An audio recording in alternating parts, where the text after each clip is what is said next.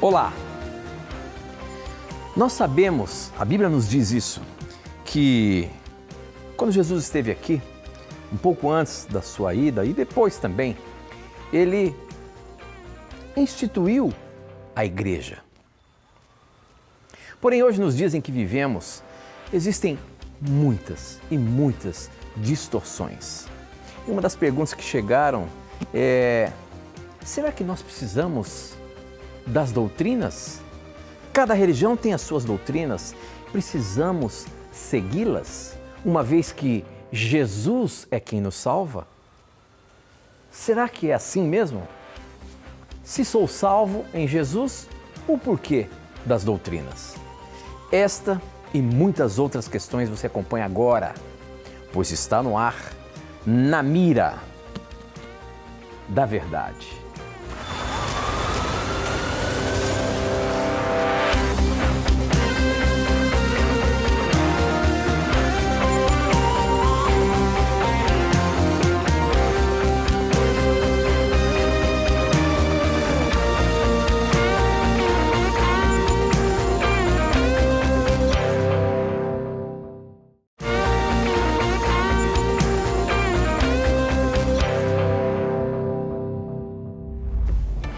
Olá, seja muito bem-vindo. Estamos começando mais um programa Na Mira da Verdade. Este programa que eu falo, que são feitos por vocês, telespectadores. É um programa de perguntas e respostas bíblicas que você manda sua dúvida para a gente e nós colocamos uma pessoa na mira para dar a resposta baseando-se na palavra de Deus. E é ele, professor Leandro Quadros. E aí, professor, tudo bem? Tudo bem, Tito? Satisfação estarmos juntos novamente. Também com o nosso telespectador, que Deus abençoe a você neste momento. Esperamos que a sua pergunta, amigo telespectador, seja pescada pelo Tito. Se não for pescada pelo Tito, a culpa é dele, tá? Não é culpa nossa aqui, mas que Deus abençoe a você e esperamos que a resposta que você precise chegue até você. De uma forma ou outra, Deus falará com você por meio do estudo da sua palavra. Com certeza, são milhares de perguntas que chegam aqui na hora do programa, viu? Muito mais de 1000 perguntas através do WhatsApp, através do Facebook, através do Instagram. E a gente corre ali para pegar as principais perguntas que chegam ali na hora. Então não desista, não desanime, a sua pergunta pode a qualquer momento entrar na mira da verdade, tá bom? Nós abrimos o programa sobre uma questão que hoje é muito comum. A gente tem já passou muito mais de 30 mil denominações religiosas. E a gente sabe que Jesus instituiu a sua igreja. Mas olha só a maneira como essa pergunta chegou para a gente com relação à religião e doutrinas. Olha só, quem mandou foi o Fábio. A pergunta dele é a seguinte, ele é de São José dos Pinhais. A minha indagação é sobre a doutrina das igrejas. Cada uma tem a sua. E por que nós devemos guardá-las? Se afinal Cristo nos capacita e nos justifica na cruz. Outro sim, enviou o Espírito Santo para nos guiar em toda a verdade. E sinceramente, quem tem o Espírito Santo, as suas obras são perfeitas. Este já é um salvo. Se a doutrina somente é para fazer o povo de escravo das obras, porque Paulo doutrinava a igreja para conter o povo do quê? Será que a igreja, as doutrinas, são apenas para fazer o povo de escravo das obras? Ou combater o povo de suas obras? Como é que é essa questão? Eu acredito que nessa pergunta, professor, tem algumas coisas que estão entrelaçadas aqui, mas eu queria que você explicasse melhor. Ele disse, se nós somos salvos por Cristo e justificados lá na cruz, e se temos o Espírito Santo, as nossas obras são perfeitas. A doutrina é apenas para fazer o povo de escravo de suas obras? Paulo doutrinava a igreja para conter o povo do quê? Se nós somos salvos por Cristo Jesus, será que nós não precisamos da doutrina, professor? Existe uma distorção muito grande entre grupos de cristãos mais progressistas, que acabam alegando o seguinte, não vou generalizar, dizer que é todos, mas uma grande parte, o que importa é Cristo e não as doutrinas. Essa compreensão ela é uma distorção tremenda da palavra de Deus, do Evangelho, e não tem nada a ver com a realidade. O que a pessoa tem que considerar? A justificação é pela fé, mas e a aprendizagem da verdade? A verdade, ela tem que ter ela tem que ser sistematizada para que eu possa compreendê-la. A doutrina tem este propósito, apresentar a verdade de forma sistematizada, a fim de que a verdade não alcance apenas o meu coração, diríamos assim, mas também a mente. Eu vou dizer uma coisa para você, se você diz que o que importa é Cristo e não as doutrinas, você não conhece ainda a Cristo como você poderia e deveria conhecer. Se você alega que a justificação pela fé equivale, ou melhor, substitui um estudo doutrinário da Bíblia, você não compreendeu a Bíblia, muito menos os escritos de Paulo. Eu vou lhe mostrar alguns textos para ajudar você a corrigir isso. Nesta afirmação tem várias distorções, mas, obviamente, é uma pessoa sincera, que precisa de ajuda.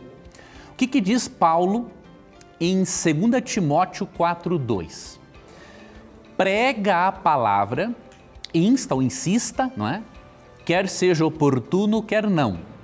Corrige, repreenda, exorta com toda longanimidade e doutrina. Aqui não fala para exortar só com longanimidade e nem só com doutrina, é com longanimidade e doutrina. Não existe separação entre Cristo e as doutrinas de Cristo. É impossível separar as duas coisas, porque juntamente com a pessoa de Cristo há verdades conceituais, há verdades teológicas, há verdades doutrinárias. Então, esta separação que muitos acabam fazendo entre Cristo e suas doutrinas, além de não ter apoio bíblico algum, ela é extremamente prejudicial e, infelizmente, isso vai fazer com que muitas pessoas percam a salvação. E por quê? Deixa eu ler um outro texto aqui para você. Tito, capítulo 1, versículo 9. Diz assim: apegado à palavra fiel, que é segundo a doutrina, de modo que tenha poder tanto para exortar pelo reto ensino, como para convencer os que o contradizem. Então, enquanto no primeiro texto, Paulo mostra que a correção, a repreensão e a exortação precisam ser feitas com base na doutrina, aqui nesse texto ele mais uma vez fala da exortação através pelo reto ensino, que é segundo a doutrina. Até mesmo que, para convencer os que o contradizem. Quando alguém apresenta um erro, uma distorção doutrinária, tem que apresentar a doutrina correta. Por quê? A doutrina correta aproxima você, leva você a uma compreensão correta de Jesus. A doutrina errada leva você a uma compreensão equivocada, distorcida de Jesus. Quer ver um outro exemplo? E com esse eu finalizo. Os falsos profetas. Jesus advertiu muito contra os falsos profetas ali, especialmente em Mateus 24. Né? E ali no verso 24 ele fala muito disso. Se os falsos profetas ensinam doutrinas erradas para se contrapor à doutrina verdadeira, eu lhe pergunto, se as pessoas não forem ensinadas sobre a doutrina verdadeira, como que elas vão saber o que é falso? Elas serão presas fáceis dos falsos profetas e de Satanás, não é? E aí, eu finalizo com outro texto bíblico para você, que está aqui em Efésios 4:14. Esse texto fala de um desejo de Deus de chegarmos a um pleno conhecimento de Jesus Cristo através do exercício dos dons espirituais e através da compreensão das verdades bíblicas. Por quê?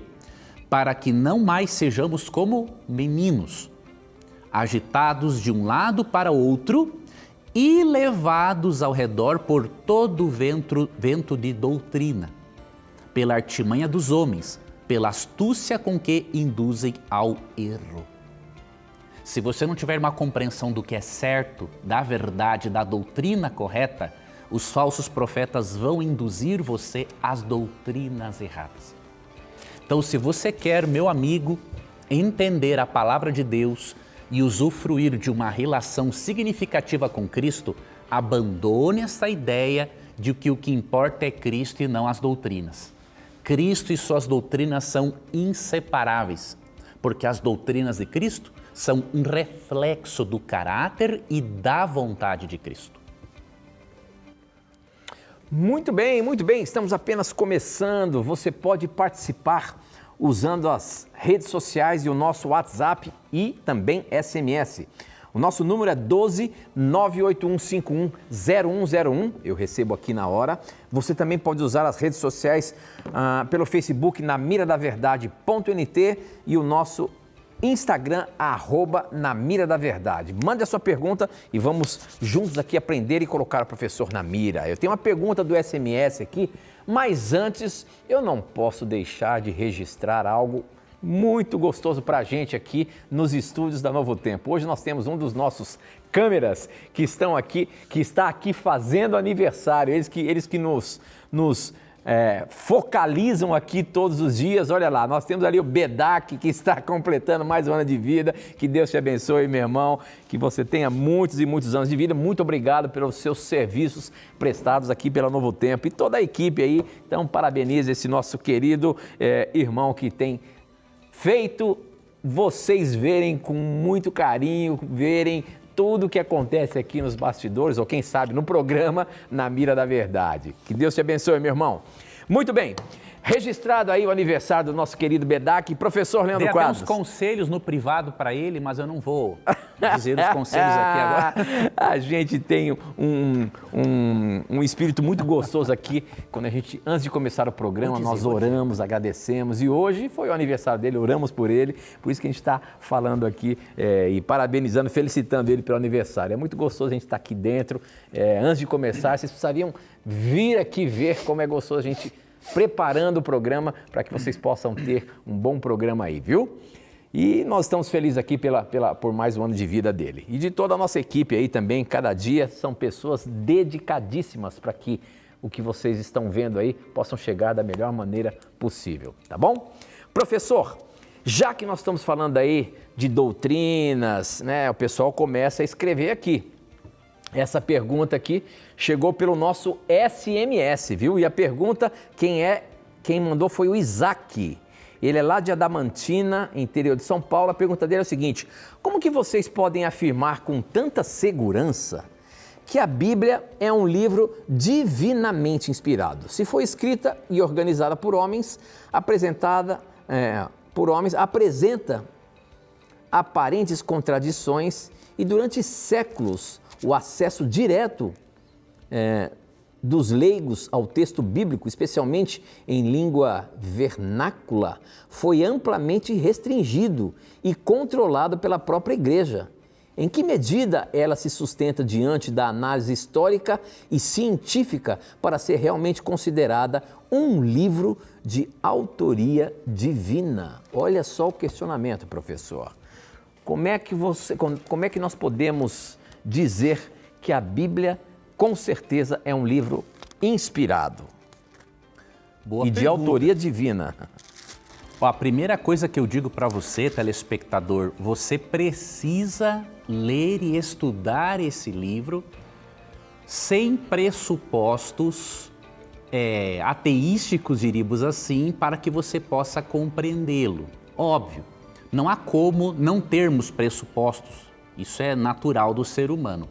Mas você precisa esforçar-se ao máximo para fazer o quê? Para ler o texto e permitir que o autor diga o que ele quer dizer. E aí, com base nisso, você vai fazer as suas análises e as suas reflexões de forma não simplesmente emocional, mas racional. Por quê? A própria Bíblia diz em Romanos 12, 1 e 2, que o nosso culto a Deus tem que ser racional. Veja, vamos começar pela outra parte da sua questão. O fato de a igreja medieval não permitir o acesso da Bíblia para outras pessoas não altera em nada o fato de a Bíblia ser um livro divino. Isso só demonstra, sim, que um poder antagônico atuou por meio de seres humanos para que a Bíblia não fosse acessível.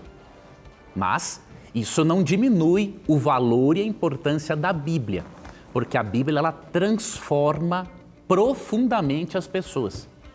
Então esse é um primeiro ponto. O fato de as pessoas não terem acesso a ela no período medieval não significa que o problema esteja na Bíblia. O problema está nas pessoas que não queriam que a Bíblia fosse acessível. Então devemos fazer essa distinção. Uma outra coisa, é muito importante que você analise as profecias preditivas da Bíblia. Isso é vital. Por quê? Quando você percebe que Deus na Bíblia prediz coisas com séculos e até milênios de antecedência, tem que ter muito mais fé para crer que isso veio do acaso do que para crer que uma mente divina superior esteve por trás disso. Eu vou te dar aqui alguns exemplos. Um que é muito significativo é a menção de Ciro no livro de Isaías. Isaías foi escrito por volta do 7º século antes de Cristo. E você vê no capítulo 45 a menção de Ciro, que invadiu Babilônia e contribuiu para libertar ali Israel do cativeiro babilônico, Ciro, do Império Medo-Persa. Quando a Bíblia, ela começa a mencionar Ciro antes, tá? Até no capítulo ali 44, só que é no capítulo 45 que fala o nome dele.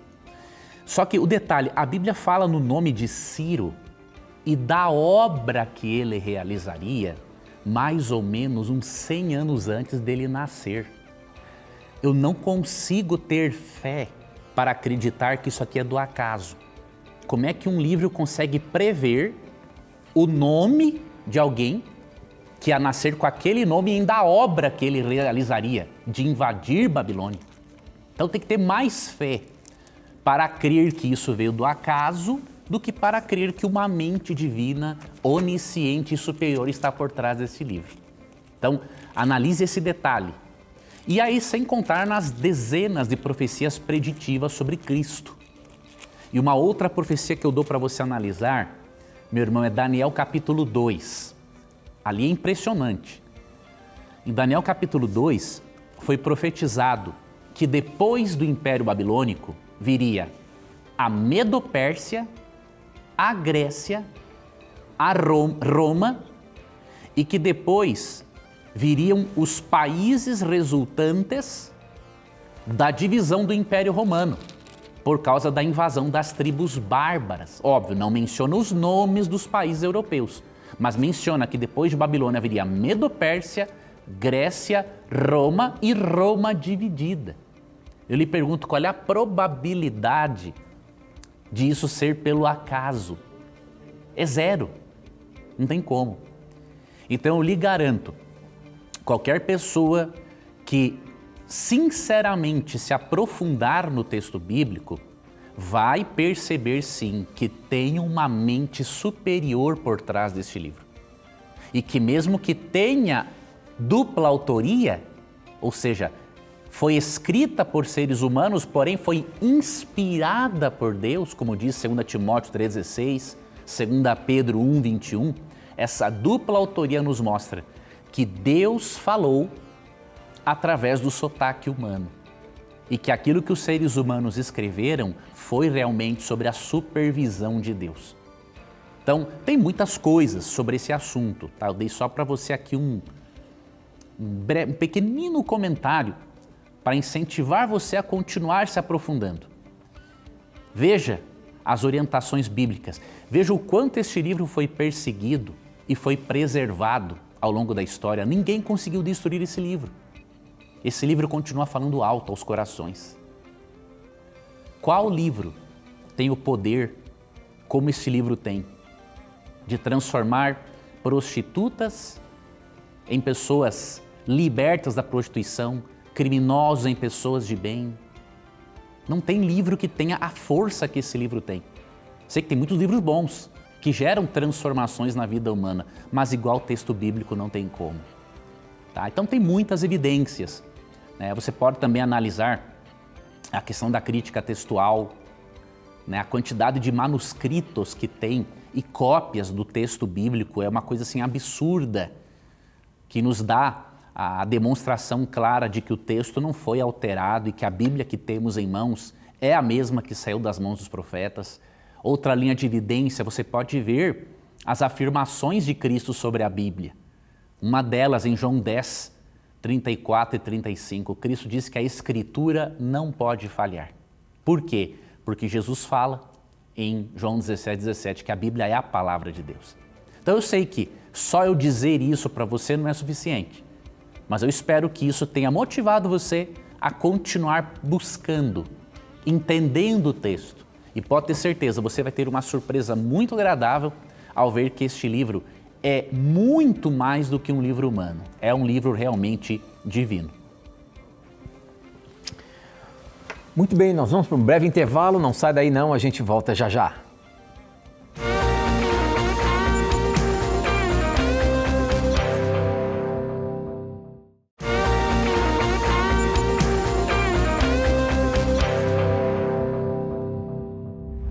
Já estamos de volta ao vivo e a pergunta que eu pesco aqui agora é lá no nosso Instagram. Quem mandou foi a Wanda Helena Gomes e a pergunta da Wanda, professora, é a seguinte.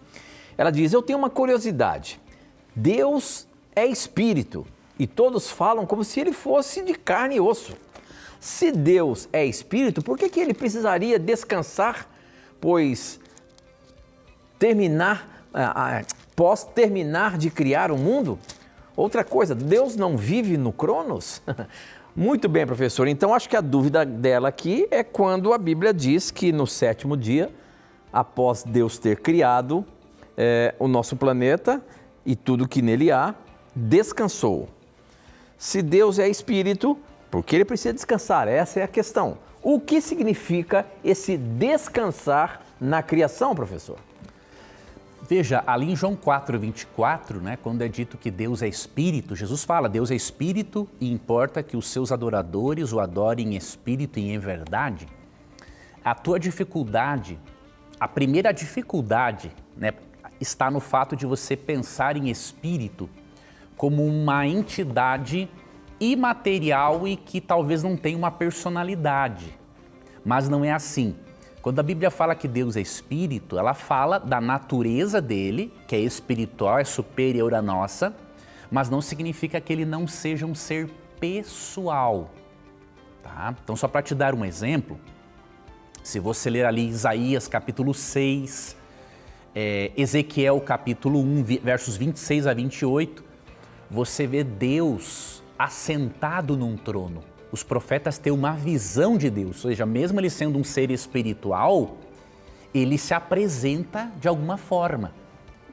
E tanto que em Gênesis 1, 26 e 27, diz que nós somos criados à imagem e semelhança dele, ou seja, temos algo de semelhante no aspecto de personalidade. Tá? Realmente, Deus não é um ser de carne e osso, mas ele é um ser pessoal. Vamos compreender, obviamente, muito melhor a natureza de Deus quando estivermos com Ele. No momento, as informações que temos são de que Ele é um ser pessoal e espiritual e Ele se manifesta em 3 pessoas. Agora, como harmonizar isso com o fato de Ele ter descansado no 7º dia? Veja, realmente isso parece contradizer um texto que há aqui em Isaías, capítulo 40, verso 28. Diz assim, não sabeis, não ouviste que o eterno Deus, o Senhor, o Criador dos fins da terra, nem se cansa, nem se fatiga? Então, como harmonizar esse texto, que diz que Deus não se cansa, com Gênesis, né? 2, 2 e 3, que diz que Deus descansou nesse dia. Aqui que está o detalhe. Deus não descansou porque estava cansado. Deus descansou, grava isso aqui, para dar exemplo. Essa questão ela é muito forte e até hoje ninguém me convenceu, e nem creio que consiga fazer isso, dos debates que eu participei, das ideias que eu troquei com pessoas, de que o 7º dia da semana, o 4º mandamento, pudesse ter sido abolido. Ninguém me convenceu disso, por quê? Porque, entre outras coisas, que eu não vou entrar aqui agora, mas só para entrar nessa questão do descanso, quando diz no verso 3 de Gênesis 2, que Deus descansou da sua obra, ele não precisava realmente descansar. Porque lá em Isaías 40, 28, diz que ele não se cansa. Mas quando Deus descansa, ou seja, ele cessa as suas atividades, ele está ensinando Adão e Eva, pelo exemplo de que eles deveriam dar uma pausa no sábado, durante o sábado, e passarem mais tempo com o Criador. Então Deus nos ensina a santidade do sábado, por ele abençoar e santificar esse dia, e por ele dar o exemplo em não criar nesse dia aqui no nosso planeta. Tá? Então, devemos analisar esses detalhes do texto para percebermos que realmente o Criador quer que separemos esse dia especial da semana como um memorial do Deus Criador. Então, a pergunta foi muito boa. Então, lembre-se, de Isaías 40, 28, que ele descansou não porque estava cansado, mas para ensinar ao ser humano, pelo exemplo, que todos devemos, sim, cessar nossas atividades seculares antes do sábado. Olha, nesse assunto, professor, então, eu até tinha pescado uma pergunta aqui, eu vou ter que colocar ela agora na mira da verdade. Já adianto para você que ela é extensa, porque ele contextualiza o que ele quer perguntar e eu vou colocar do jeito que ele escreveu. Quem mandou foi o Lucas, essa pergunta veio lá dos Estados Unidos. Pessoal que acompanha a gente, o programa Na Mira da Verdade vai a todos os lugares. Nós temos perguntas que chegam aqui da Angola, temos perguntas que chegam do Japão, dos Estados Unidos, de Portugal. Eu queria mandar até um abraço muito carinhoso para Portugal. Em Portugal, transmitem o programa Na Mira da Verdade, ali na operadora de TV por assinatura Mel. Um abraço a você que está assistindo a gente aí direto de Portugal. Que Deus abençoe muito a cada um de vocês aqui. O programa Na Mira da Verdade está aqui para ajudar a todos a conhecer mais a palavra de Deus. Se você tiver pergunta aí de Portugal, manda para a gente também aqui e nós vamos ler com muito carinho a sua pergunta. Essa veio dos Estados Unidos, pela internet nós chegamos também em qualquer lugar. Quem mandou foi o Lucas Cláudio e a pergunta dele é a seguinte, professor.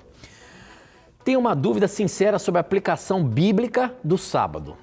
O 4º mandamento ordena que não façamos trabalho comum, lá em Êxodo 20, de 8 a 10. Mas Jesus ensinou que é lícito fazer o bem no sábado, Mateus 12, 12. E que obras de necessidade, como por exemplo, tirar o boi do buraco, não violam o sábado. Ele também corrigiu interpretações rígidas ao afirmar que o sábado foi feito por causa do homem. A igreja aplica esses princípios a profissões essenciais como saúde e segurança. Porém, na prática, dependemos no sábado de vários outros serviços mantidos por trabalhadores ativos, como transporte público, eletricidade, eletricistas de plantão e técnicos que garantem a energia, internet para as transmissões, enfim. Se esses serviços são indispensáveis para a nossa vivência sabática, eles também não se enquadram como obras de necessidade? Diante disso, biblicamente, qual é o critério para distinguir o trabalho lícito no sábado do trabalho comum e proibido? Essa distinção deve ser totalmente objetiva e doutrinária ou envolve também convicções pessoais, sem relativizar o mandamento, claro. Em resumo, quem define à luz da Bíblia o que constitui necessidade no sábado? E qual o critério utilizado pela igreja para admoestar alguns irmãos que trabalham no sábado e não outros, cujas funções também sustentam nossa experiência sabática? você vê que a contestação ou a argumentação é querer saber quais são as atividades essenciais e como é que a Bíblia, como é que Jesus instituiu isso e como é que nós como igreja, professor, fazemos essa distinção. Primeiro, muito boa afirmação do nosso irmão de que Jesus ele corrigiu interpretações distorcidas sobre o quarto mandamento. Exatamente isso. Quando lemos os embates que Cristo teve com os fariseus sobre o sábado, em nenhum momento o Salvador questiona o mandamento em si, mas a maneira como o mandamento era ensinado e observado pelos fariseus. Então essa análise foi muito boa. Sobre a tua outra parte da pergunta, meu irmão, o que é lícito ou não fazer no sábado? O que é considerado essencial à vida ou não? Como que define-se isso? É pelo próprio contexto bíblico. E como? Quando você lê, por exemplo, Mateus 12, 9 a 14, é nesse contexto específico, também lá no Evangelho de Marcos 3, Lucas 6, que repete esse caso, mas aqui só para você analisar esse contexto comigo, em que contexto Cristo fala, por exemplo, ora, quanto mais vale um homem que uma ovelha, logo é lícito nos sábados fazer o bem. Nós temos que analisar no contexto que tipo de bem Jesus fez e permitiu no sábado. Esse que é o detalhe. Quando nós analisamos o contexto, o que Jesus fez? Ele curou um homem que tinha uma mão ressequida. Então aqui no contexto, ele considera fazer o bem, trabalhar em favor da vida. Tudo aquilo relacionado à vida é lícito fazer aos sábados.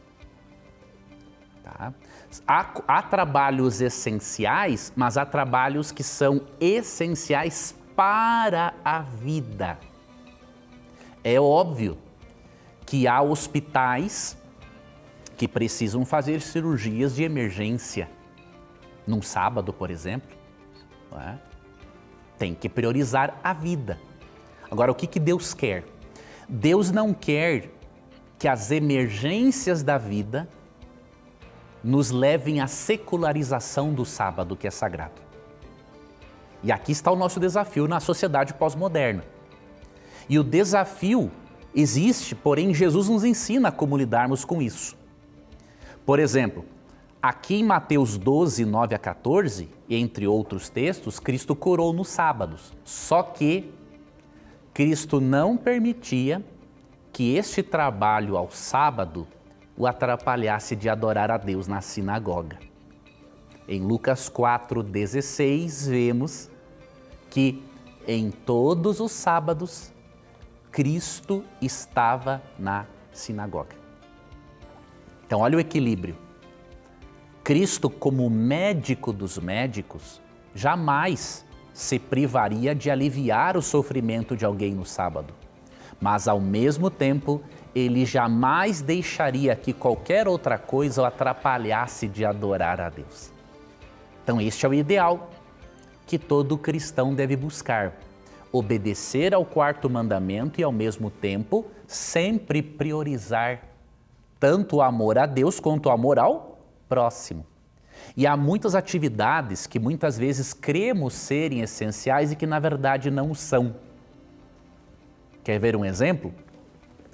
Há vários anos atrás, muitos dos nossos avós, quando o sol estava se pondo, já estavam se preparando para dormir. E eles eram muito mais saudáveis do que nós, tinham muito menos estímulo, dormiam mais cedo e acordavam mais cedo. A eletricidade é muito importante, mas será que não estamos supervalorizando certos confortos que, na verdade, estão nos trazendo prejuízos de outro lado? Então, devemos analisar ambos os lados da moeda. Então, quem define o que deve ou não ser feito no sábado, ou o que define o que é essencial à vida ou não, tem que ser o próprio texto bíblico, o próprio contexto bíblico. Óbvio, na sociedade pós-moderna, cada vez mais será difícil observarmos aos mandamentos de Deus. Mas não deve ser a sociedade aquela que vai ditar a nossa observância ou não do mandamento. Tem que ser a Bíblia e tem que ser a atuação do Espírito Santo em nós nos capacitando para seguirmos o texto bíblico. Muito bem, professor. E essas respostas que você deu aí, eu queria dizer para o nosso telespectador que você pode se aprofundar mais nesse assunto na revista Esperança Novo Tempo, Na Mira da Verdade, escrita pelo professor Leandro Quadros. Você pode ter esse guia de estudo, eu falo que é um guia de estudo, que você vai aprender muita coisa, ligando para a gente, 0 operadora 12 2127 3121, está aparecendo aí na sua tela, você pode pedir que ela vai chegar direitinho aí na sua casa. Uma outra forma também, você pode acessar a nossa plataforma de cursos, novotempocursos.com. Você, além de poder pedir a sua revista lá no final de cada aula, você também tem as aulas desse guia de estudos apresentada pelo professor Leandro Quadros em vídeo aulas. E você pode fazer outros cursos também na nossa plataforma de cursos. É só acessar novotempocursos.com.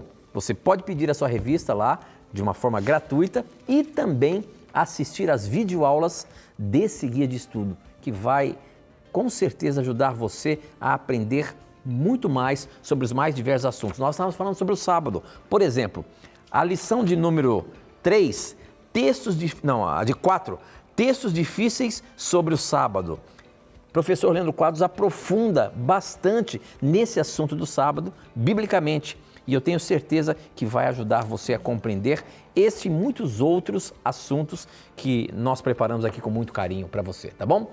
É gratuito, você não paga nada. E acesse também a nossa plataforma cursos, novotempocursos.com.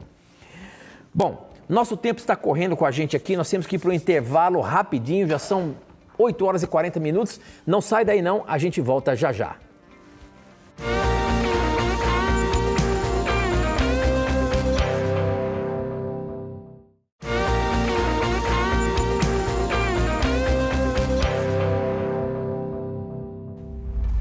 Já estamos de volta e eu queria dizer uma coisa para você. Com certeza você já conhece o projeto Anjos da Esperança, que inclusive o programa é logo depois aqui do programa Na Mira da Verdade e toda semana você tem acompanhado. Mas eu queria dizer para você que neste sábado, dia 6, nós estaremos celebrando através do programa Anjos em Ação, o projeto Anjos da Esperança. Todo final de ano faz uma celebração no projeto Anjos em Ação, onde nós trazemos para vocês tudo aquilo que nós conseguimos, através de vocês, Anjos da Esperança, realizar aqui na Novo Tempo. E muitas histórias de vidas transformadas. Quantas e quantas histórias nós apresentamos aqui e outras muito mais que ainda você vai ter a chance de ver. Então é neste sábado, a partir das 8 da noite, ao vivo, nós estaremos com todo o casting da TV Novo Tempo, dos cantores também, fazendo um programa lindíssimo e você vai poder acompanhar e se envolver. E falaremos também sobre a Terra Prometida, o que Deus fez pelo seu povo e o que ainda faz por nós, que um dia herdaremos essa tão sonhada Terra Prometida, Canaã Celestial. Então acompanhe neste sábado Anjos em Ação, um programa ao vivo que vai das 8 até a meia-noite com muitas histórias, muitas músicas e coisas maravilhosas que nós vamos apresentar para você graças ao projeto Anjos da Esperança, de histórias de vidas transformadas. Dia 6, às 8 da noite, ao vivo, Anjos em Ação. Acompanhe. Muito bem.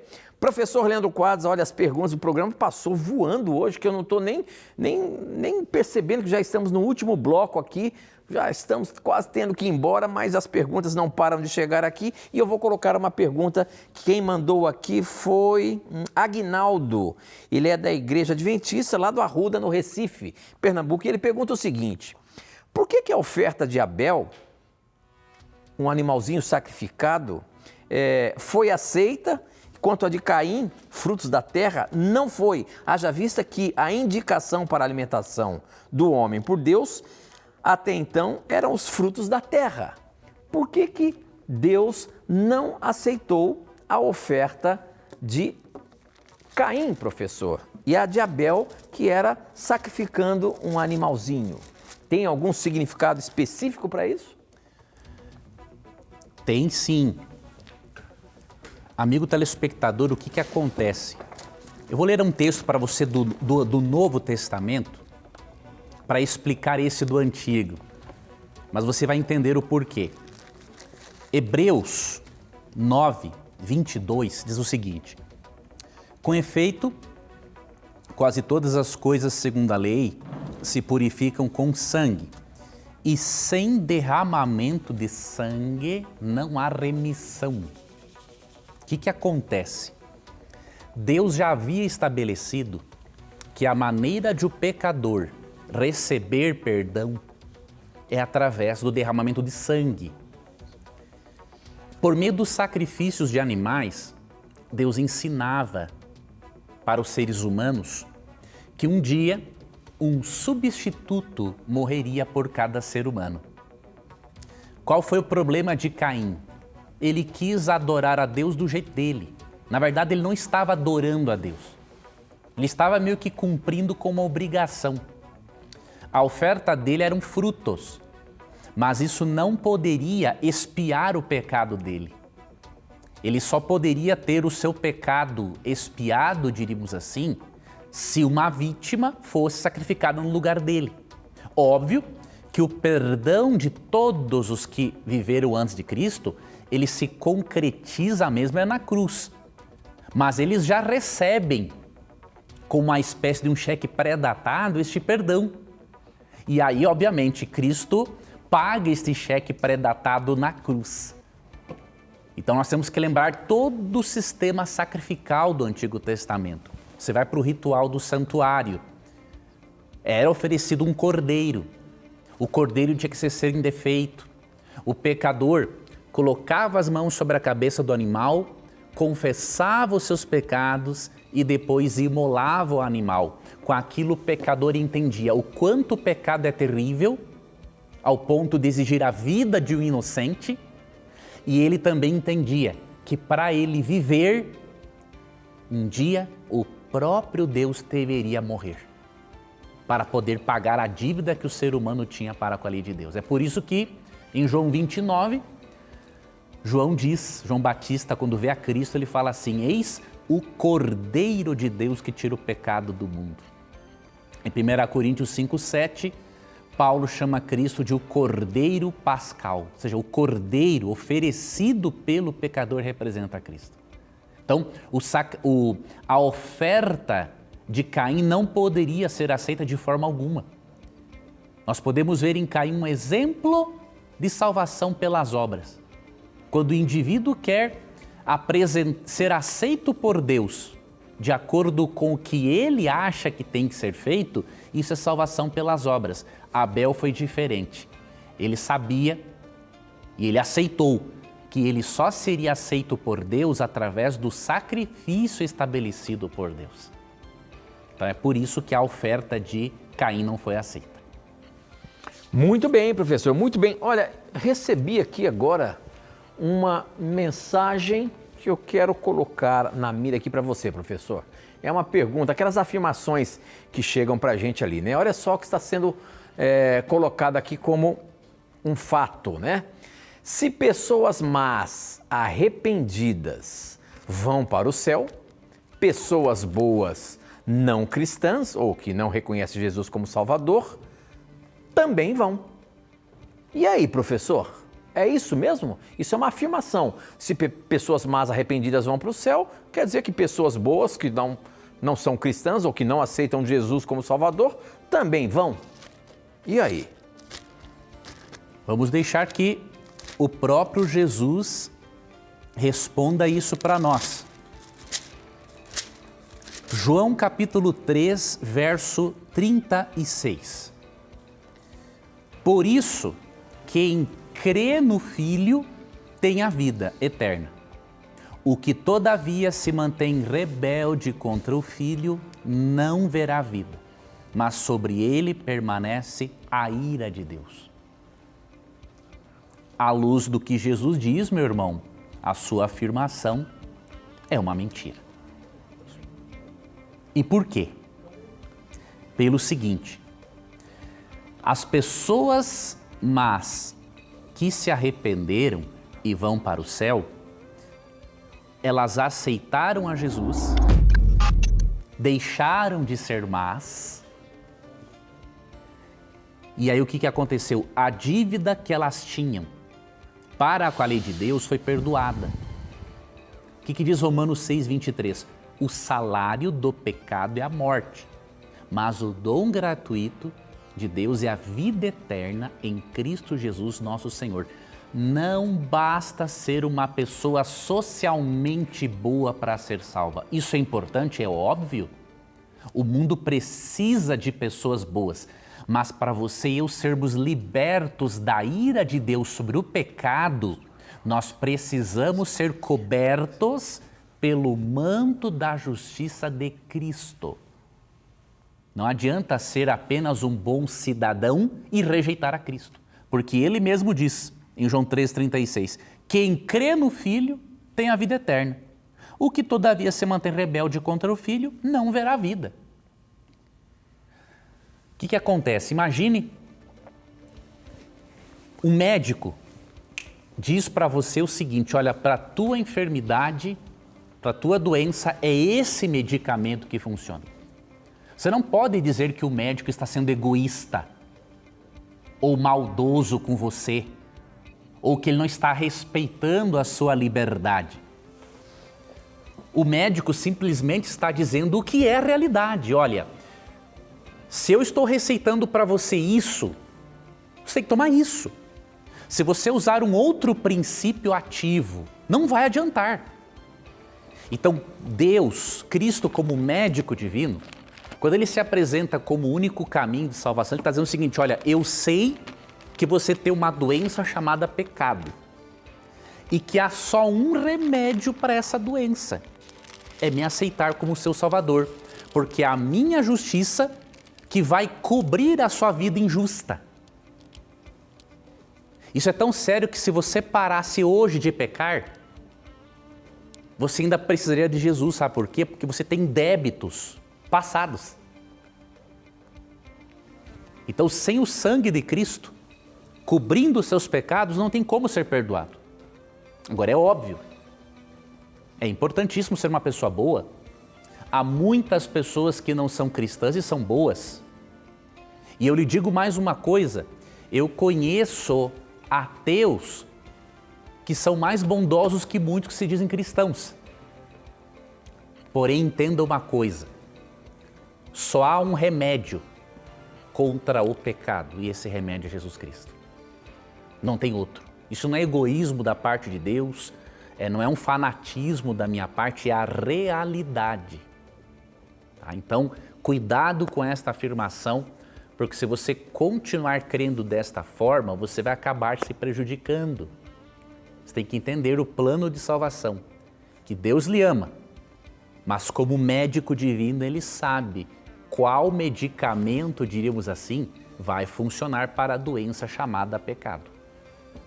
Muito bom, professor. Bom, eu sempre digo para você, não tenha preconceitos, pergunte o que você quiser. E olha só essa pergunta que chegou aqui.